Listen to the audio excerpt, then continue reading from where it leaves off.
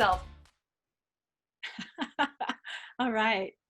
Well, I'd like to start today by offering all of you a story that happened many years ago. So it was this beautiful spring day out in the mountains in Colorado.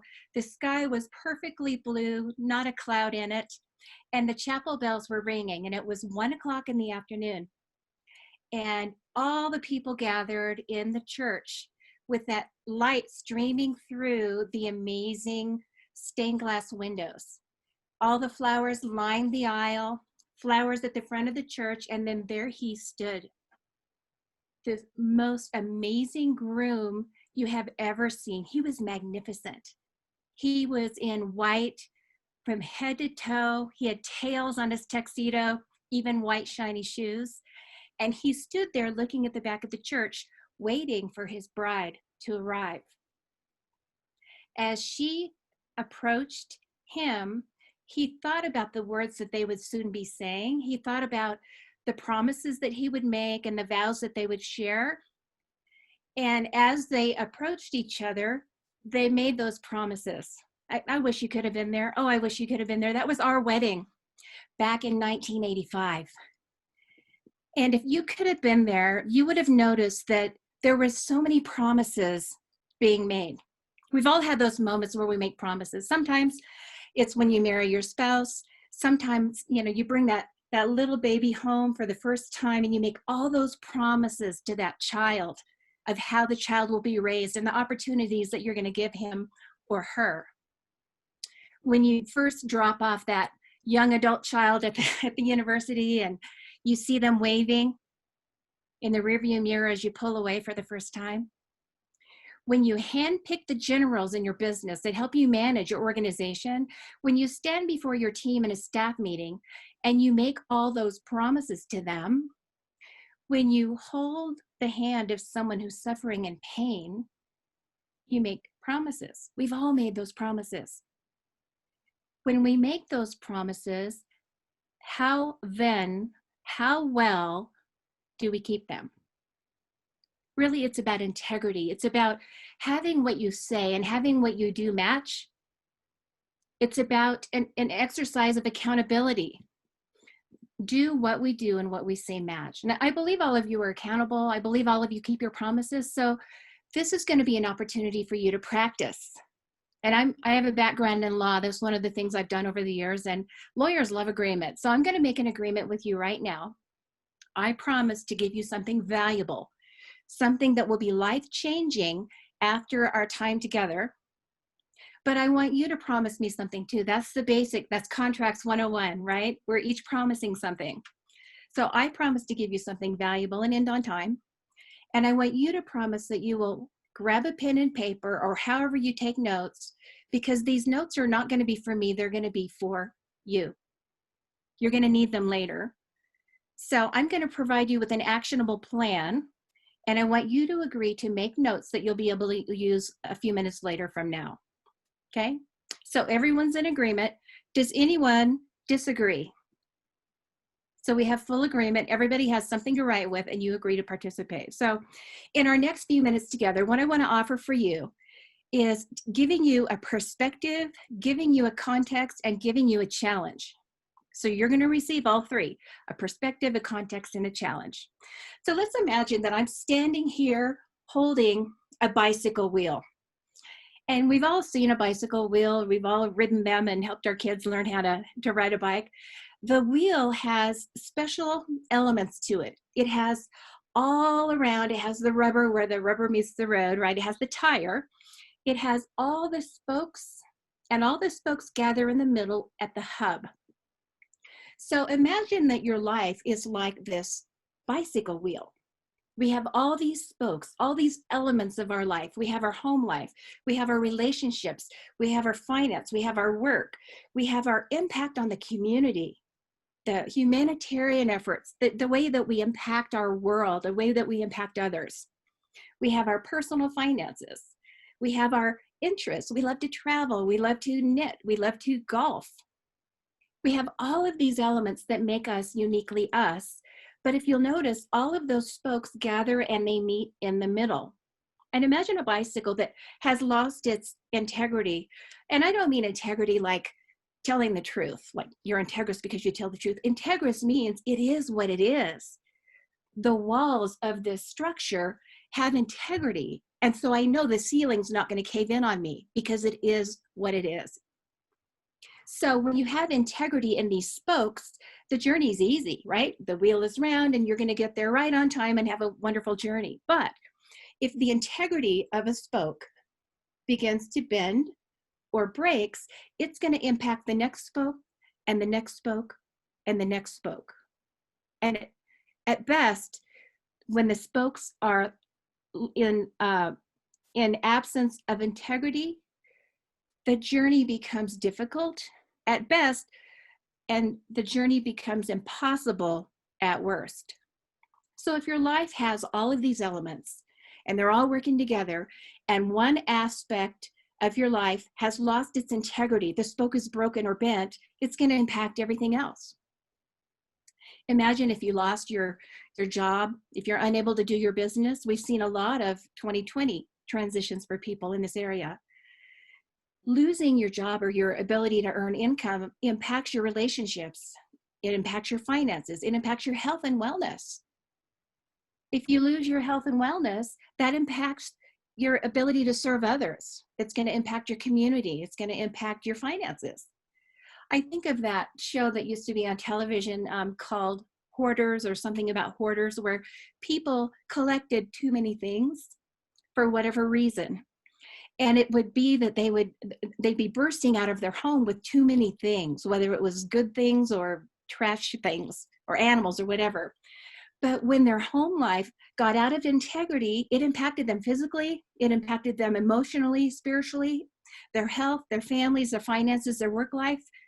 So those are examples of loss of integrity impacting all the other elements of life. But that gives us hope, because the opposite is also true. If you have one element of life and you put integrity back in, you straighten that spoke, it also impacts every other area of life.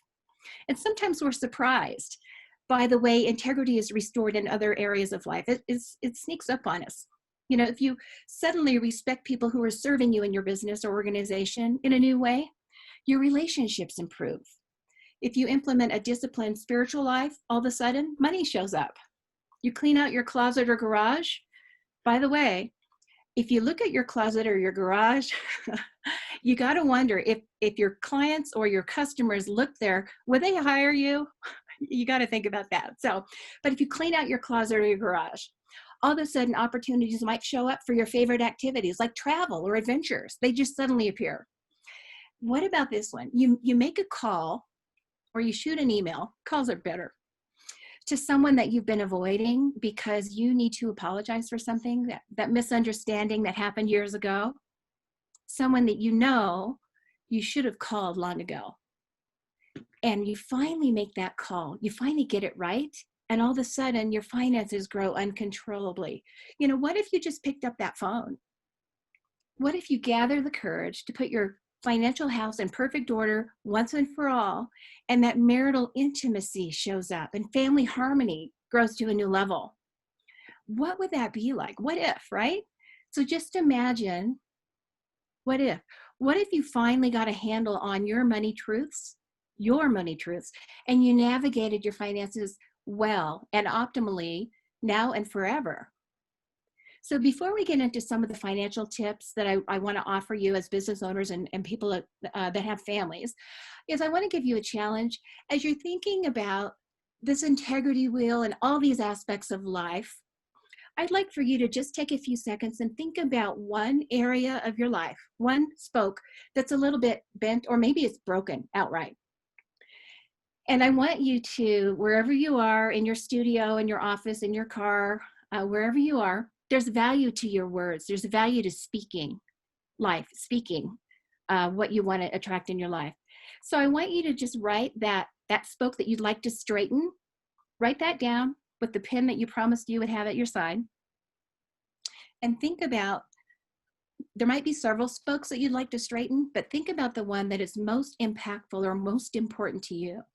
And I'd like you in the next few minutes to maybe circle it if you've made a list, and then say it out loud. So go ahead and say it out loud. Mine is health and fitness. Health and fitness is mine. The next thing I want you to do in this challenge is write down 1 or 2 things that you can do that will help straighten that spoke, that area of life. At least one activity that will bring more integrity to that area of life. So for me, it's nutrition. I need to cut the food. I need to cut the COVID overeating with the family that's been so much fun, and cut that down and get back to a normal diet and nutrition program. So whatever yours is, it might be calling the travel agent to plan that trip that you've talked about. Keep that promise that you've made to your spouse about taking that trip, or your kids. What about that fishing trip you were going to take your son on or your dad on?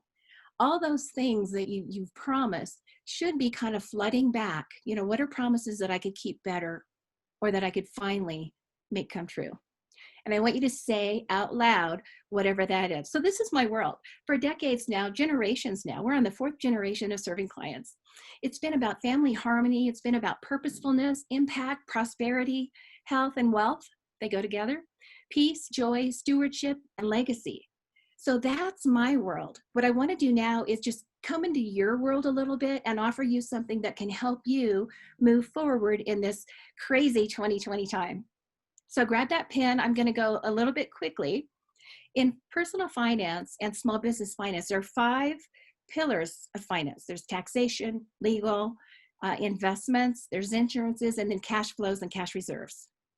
So I want to give you in several of those areas something that I think will really be relevant. Conversations I've been having with people that are helping them right now in 2020. So I trust that this will be valuable for you. These are lessons from loss and lessons from gain. So it's specific advice, but you could consider, make notes, or if you can't use the advice, pass it along. One thing in the area of legal and legacy is to make sure that you have a power of attorney. It's a healthcare power of attorney for young adults, especially children. You think, well, my child went off to college in another state. Something happens, car accident, maybe the fraternity rush got out of hand or something, and you know your son's in the hospital. So if he is in surgery or has had trauma where he can't communicate, that the doctors and the medical professionals can talk to mom or dad, they can't. And that's the HIPAA rules. They can't give you any information upon which you can make a decision. So at 18 or older, unless they're conscious and say, yeah, you can talk to my family, give them information, they can't disclose any medical information at all. This also includes spouses, even if you're in your 30s, 40s, and 50s. Your spouse cannot make a medical decision for you without a document that says they can, if you're unable to give oral permission.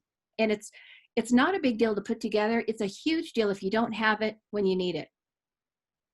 Having a power of attorney for your assets, where someone else, in the event that you're out of the country or for some reason you can't sign but you're living, making sure that your family knows where your passwords are.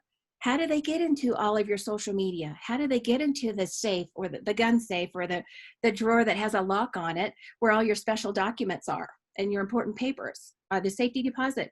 I had a client years ago passed away, and it was time. They were older, and so the kids came in and we're sitting around the big conference table with all the family, and they were talking about our original documents. We've got to have our original documents, and we're going to go get them. And I said, well, where are they?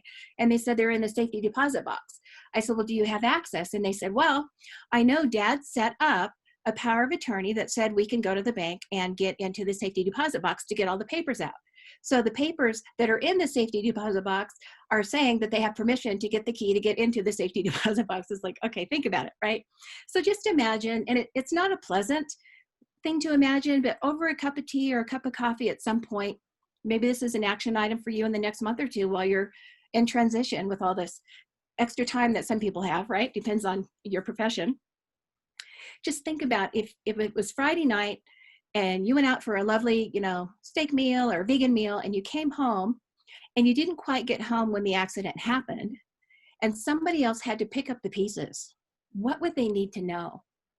What would they need to know about your wishes for childcare, for assets? The whole, there's a whole estate planning, but just what would they need to know to help your life transition? to carry on, to be able to access your bank accounts, to be able to get a hold of your retirement plan and your insurance policies. Where are they anyway, right? So just think about, it might be a short list that you could make of what do I need to make sure other people know.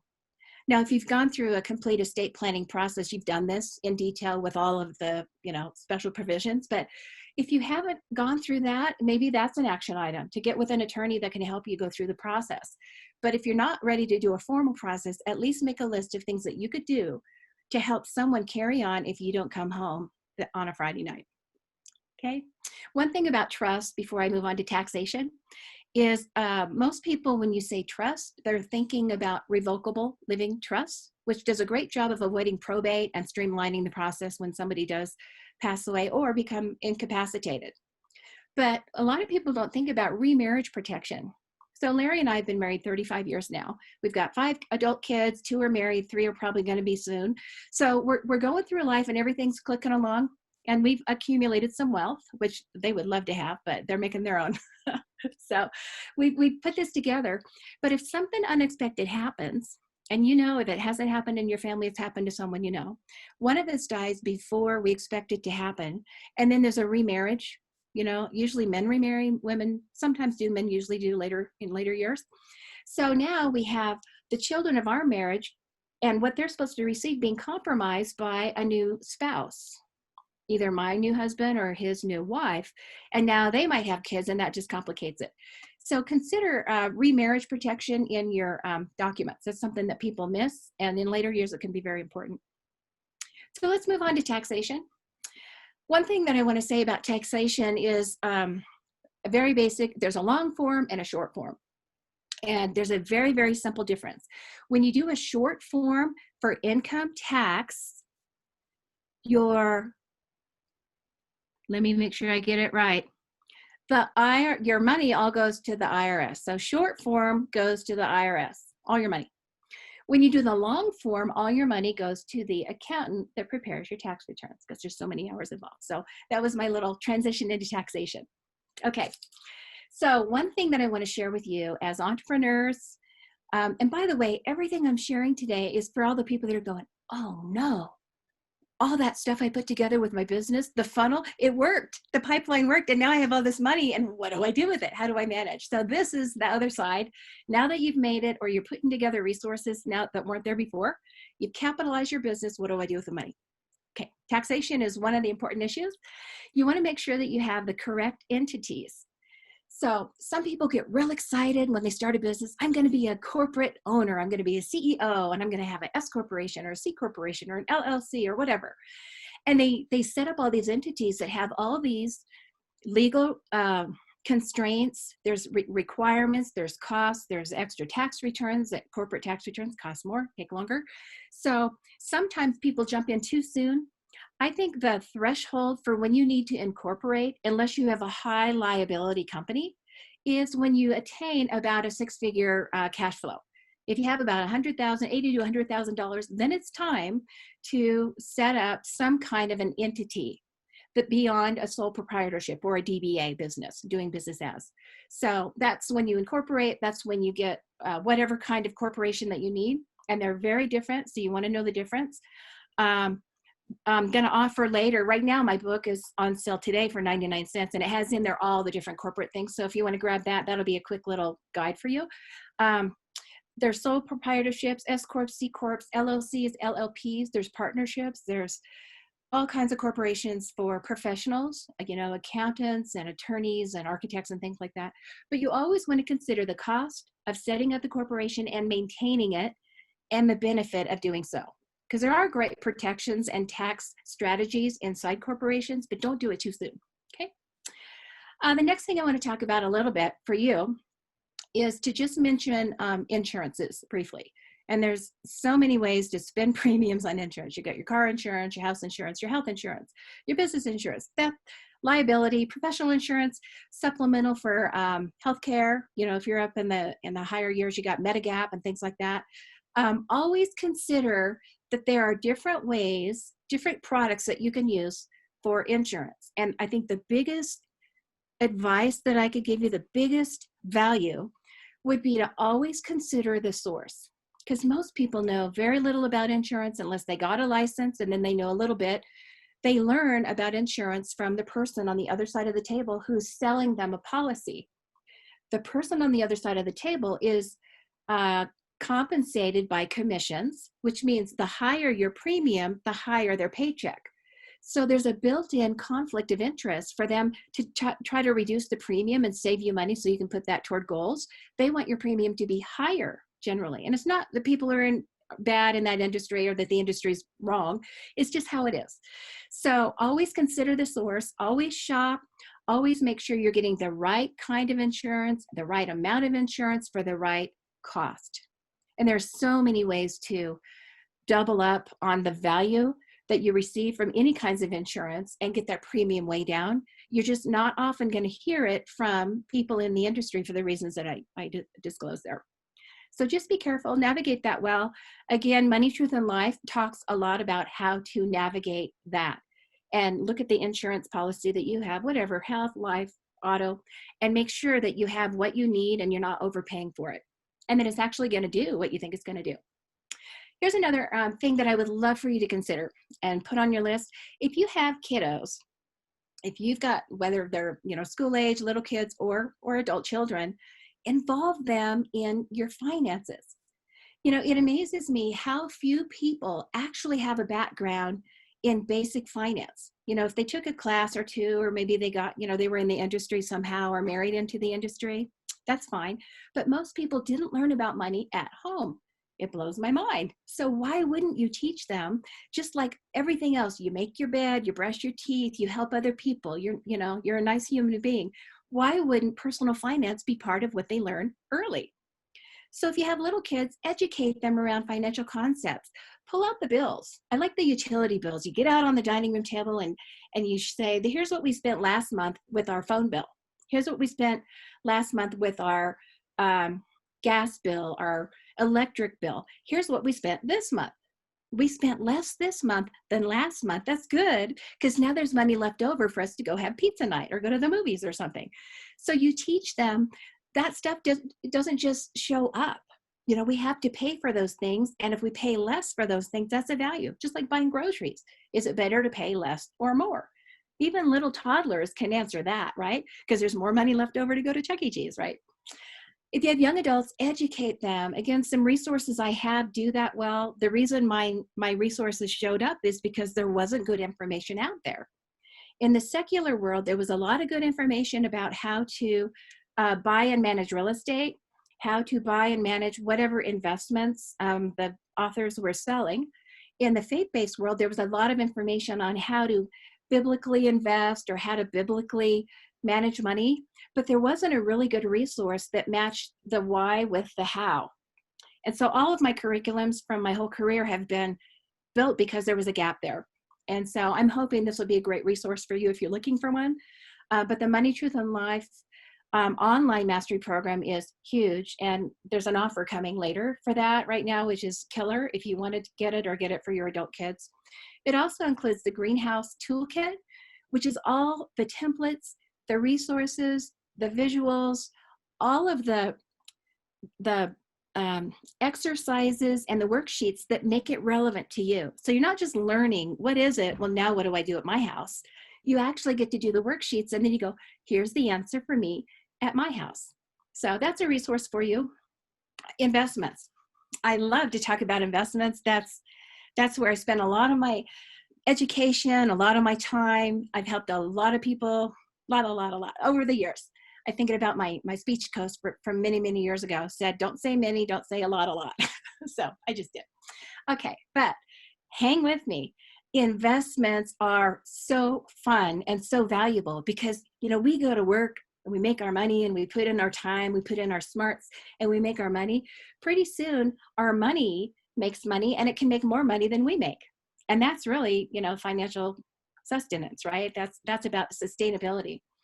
But before I get into some of the tips I have for you with investments, I want to talk about a special horse. So just up the road, we have an organic farm and we raise rare fruit trees and we have chickens too. I love, Caitlin was talking about her chickens. It's like, yes, I love my chickens. Just up the road from our house, there's a field with 2 horses in it. And from a distance, each horse looks like any other horse. But if you stop your car or you get out and you actually walk along there, you'll notice something really amazing. If you look into the eyes of one of the horses, you'll notice that he's blind, like totally blind. So his owner years ago chose not to put him down, but he wanted to have him have a good home, but he is blind. So this alone is amazing. And if you stand nearby at certain times of the day and you listen, you're going to hear the sound of a bell. So if you look around and where's that coming from, you'll notice it's a bell that's on the smaller horse's halter. It lets his blind friend know where the other horse is so he can follow him. And as you stand and watch these two old friends, you'll see that the horse with the bell is always checking on the blind horse to make sure that he's following. He'll follow and listen for the bell and then slowly walk to where the horse with the bell is, trusting that he won't be led astray.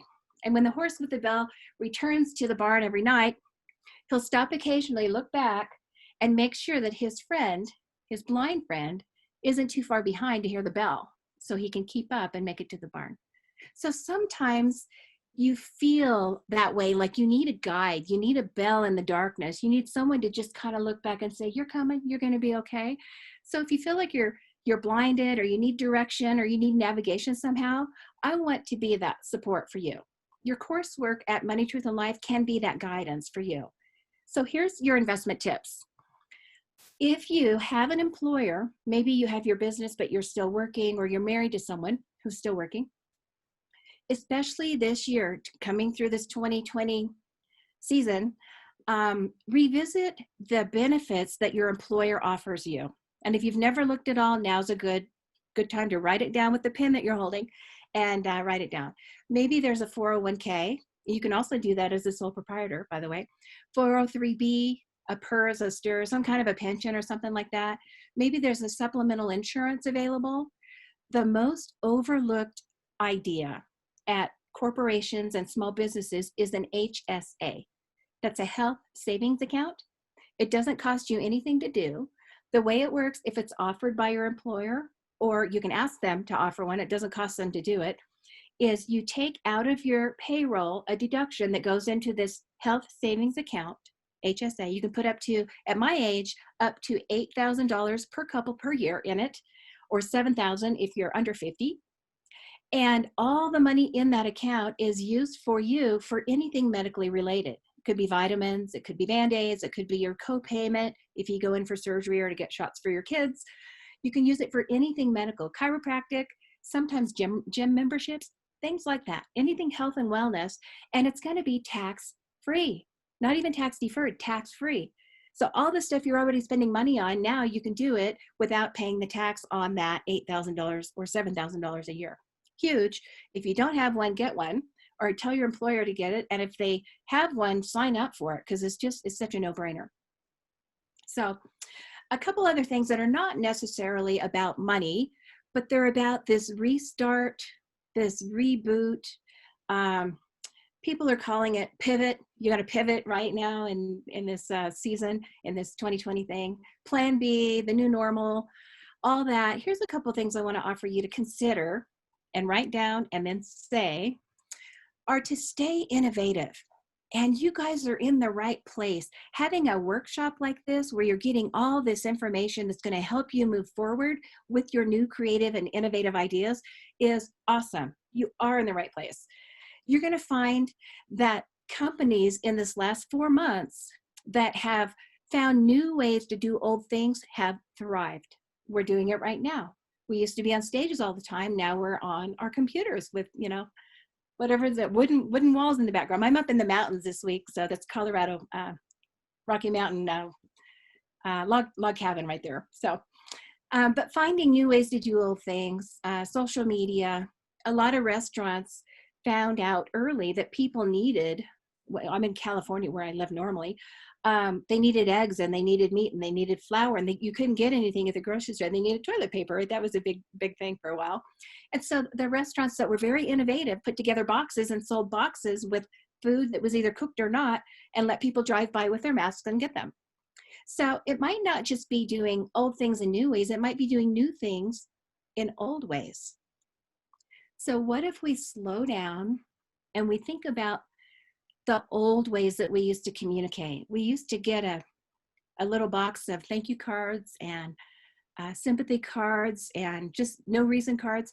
And we would actually take that pen and write a handwritten note, a thank you note, or I appreciate you note. It's a good time to slow down and think about, what can I do?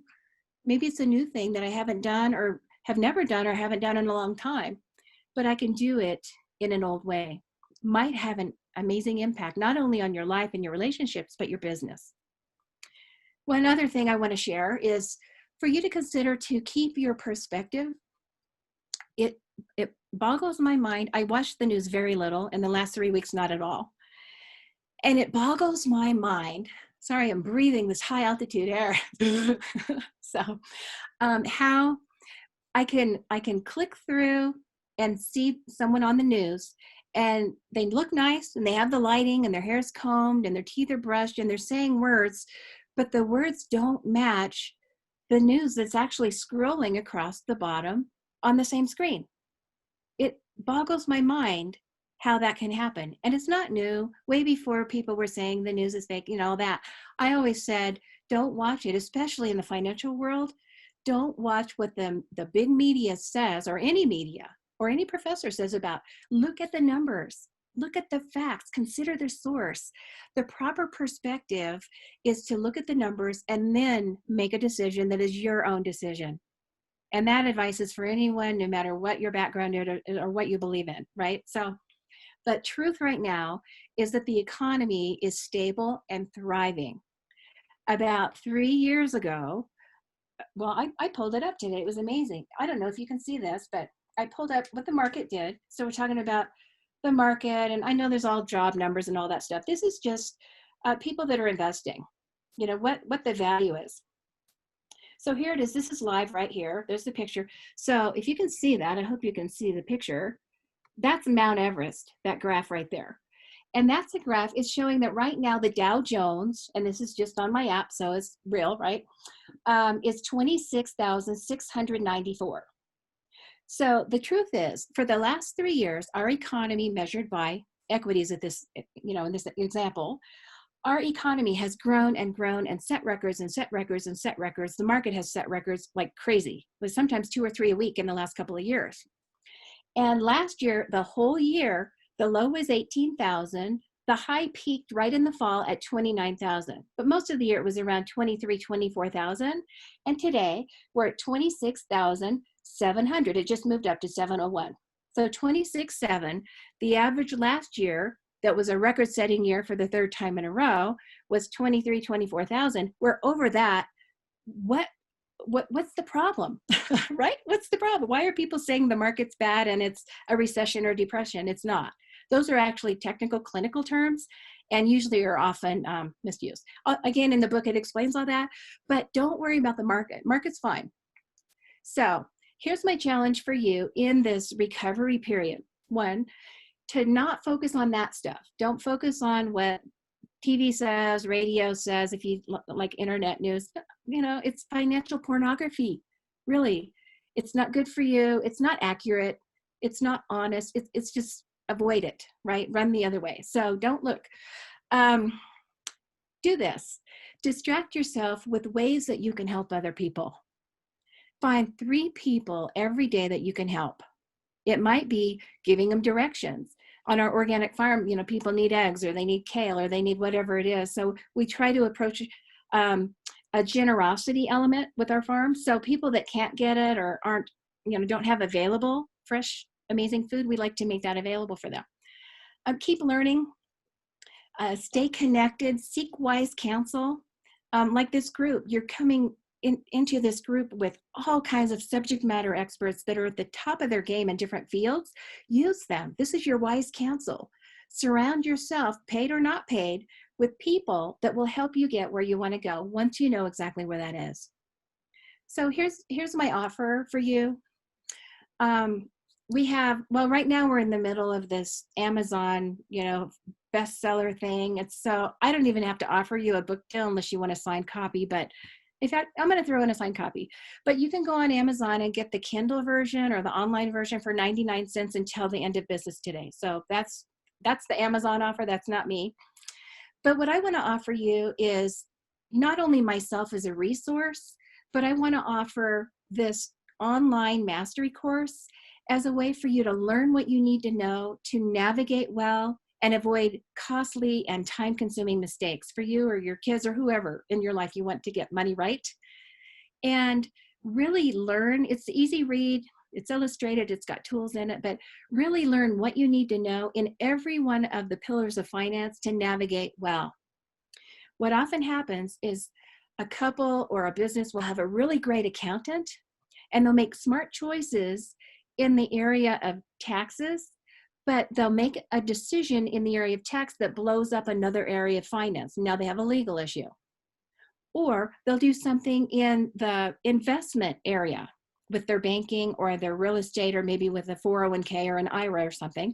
They'll make a decision, take out a bunch of money, and that solves one problem with cash flow, but now we have a tax problem. And they'll find out 18 months later that there's a big tax problem. So what you want to do is have an integrated way, a collaborative way of making all decisions about your finance. So you don't solve a problem in one area of money and then cause another one.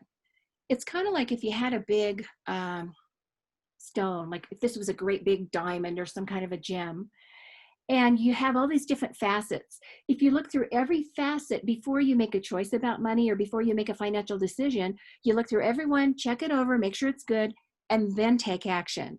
That way your implementation of all your financial planning will be complete, whole, and you'll avoid mistakes, again, that can cost you too much or set you back.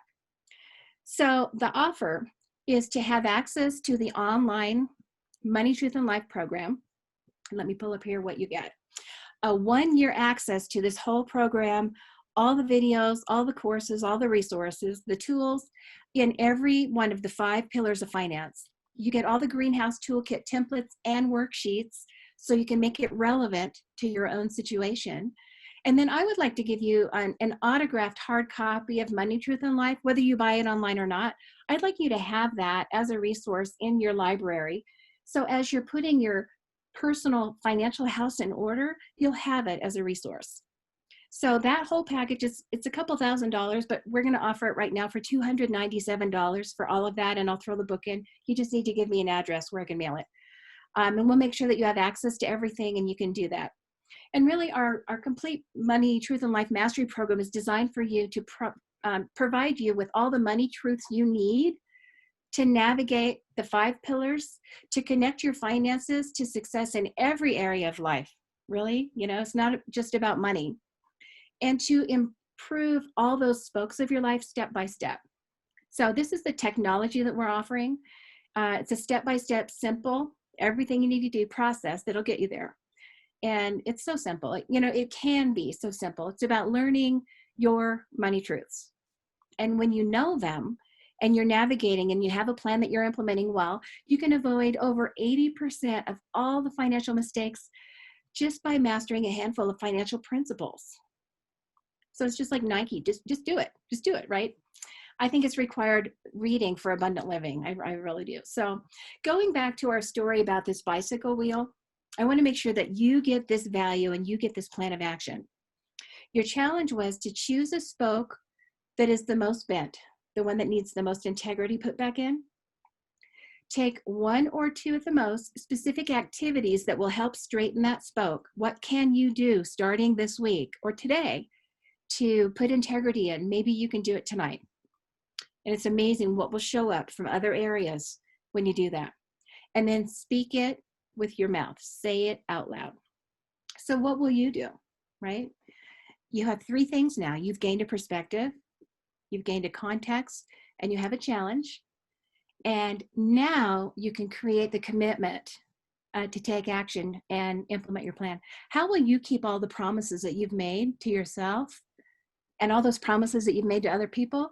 So you have 168 days left this year in 2020, 168 days left. How will you use them? How will you use them? Enjoy your journey. Thank you so much. One of the reasons why I was really excited, Judy, to have you on with us is because this conversation about around sales and marketing, we put so much attention onto sales and marketing because it's what brings the cash in. But if you think about it, it's not what grows the wealth, right? And so you really can't sell and market your way to wealth and to abundance. That comes through it's the first step. We've got to sell and market to get the cash in, but then we really have to know where to move it from there in order to be able to create, abundance. So awesome. Thank you so much for being on with us.